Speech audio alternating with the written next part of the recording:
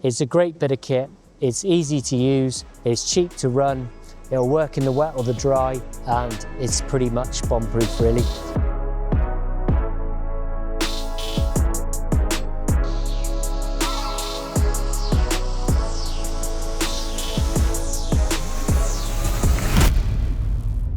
Hi, I'm Simon Weaving from Weaving Machinery. Today we're out on a farm in Worcestershire doing an on-farm demonstration which we do across the country, demonstrating our weaving Sabre Tine drill.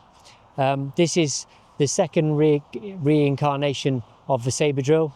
The Sabre was first launched in 2012 with the 3-row machine which we used to buy most of the components in from Europe and then put our own chassis underneath and make it up from there. Today's Sabre is a 4-row machine which we make solely at our factory in Evesham in Worcestershire. It consists of 4 rows of tines, a double following harrow at the rear.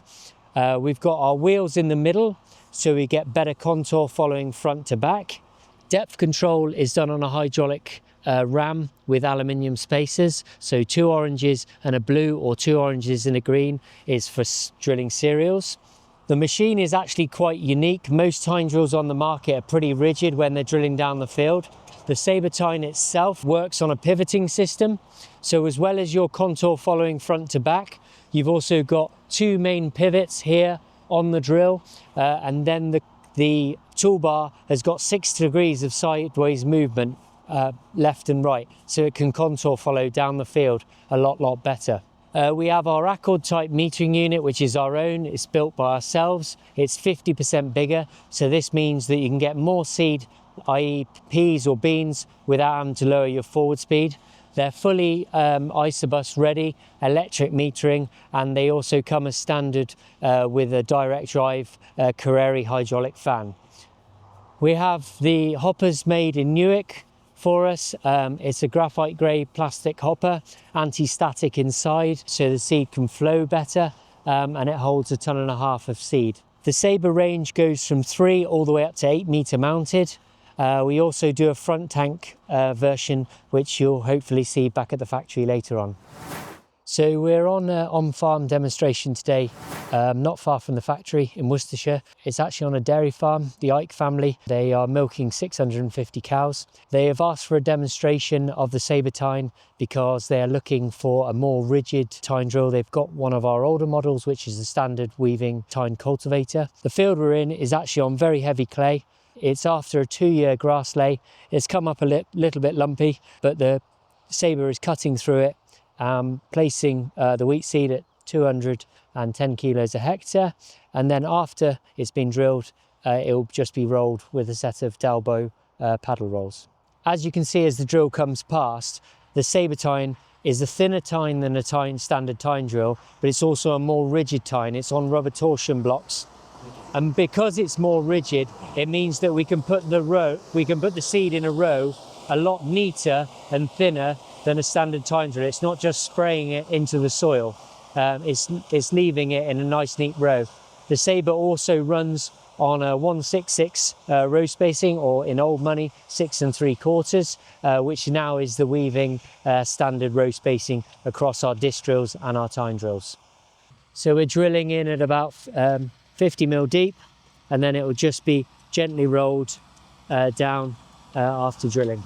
One thing you get with the Sabre, like I mentioned earlier in the video, is no farmer's field is perfectly flat, and as the drill is going up and down the field, you can just see that slight wing pivot as the drill is moving and following the contours of the ground, and it makes a big difference to seed placement. These designs only come from customer feedback. Now, this Generation 2 Sabre was launched in 2019, and this came from the people who had the Generation 1 Sabre Tine, and they gave us feedback, and we basically did what they asked. They wanted more trash flow, they wanted 4 rows instead of 3, they wanted better contour following, they wanted easier to calibrate, things like that. Another thing that's become very popular is applicators. Applicators, whether it's what we call our Avadex applicator, which you can put Avadex through broadcast out the back, or you can put slug pellets through it, or companion crops or cover crops. You can also turn these round and spray it into the machine, so then the harrows pull it in. And then we do a single outlet feed applicator, but we make a big song and dance about making it neat. Most people just sling them on the back of the drill and it looks a bit homemade, but we make this as neat as possible to get on the back of the machine. We also use Stocks applicators, which we've tried most on the market, and Stocks also integrates with our control system, which is RDS Topcon, so it all works in very, very well. Last year, being a bit finicky, we wanted to make it look better. They used to be white hoppers, now we have grey, so it matches our lovely weaving grey hopper. So it all just comes together. It's a great bit of kit, it's easy to use, it's cheap to run, it'll work in the wet or the dry, and it's pretty much bomb-proof really. One thing I didn't say out in the field on show stands, when we're on show stands, we got asked a lot. We supply this rubber exhaust to a lot of other manufacturers as well, but the Sabre leg itself is 12 mil wide. It's made out of high carbon, it's made out of cast chromium, and then it's also got tungsten, two tungsten tiles down the front of it. And then we use an adjustable stainless steel seed tube, so it's harder wearing. The seed boot itself, we blow the air to the top of the coulter.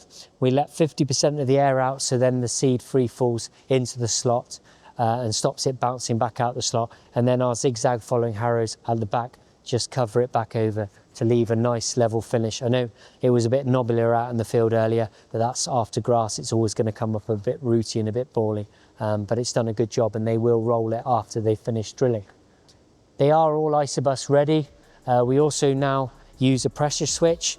So a pressure switch, standard, the machines come with a top link switch, but if you want, you can run it on a pressure switch. So instead of when you lift up on the headlands, turning the seed on and off, it hits the switch, you can use another spool on your tractor. So while the drill's in the ground, you can turn the seed off, then it will lift the drill so you don't get any seed spillage. And when you go into work, it will turn the seed on and then drop the drill. So it's a lot quicker.